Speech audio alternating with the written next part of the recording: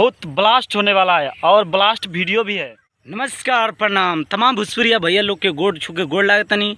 हमार छोट भाई बहुत ज़्यादा मेहनत कर रहा बाड़न शिवाजी, इनकर यूट्यूब चैनल बा शिवाजी राव इंटरटेनमेंट। ऊपर जाई, लाइक कमेंट और शेयर करी और बेल आइकन दबाई और जितना भी ऑडियो वीडियो आवता लेटेस्ट भोजपुरी ऑडियो वीडियो ओकरा के देखी और हमरा के जैसे प्यार दुलार देता नहीं हमरा भाई के भी प्यार दुलार दी। नमस्कार, हम शिवाजी राव। आप लोग देख रहे बनी शिवाजी राव इंटरटेनमेंट के माध्यम से हमारे आदरणीय मकईलाल जी।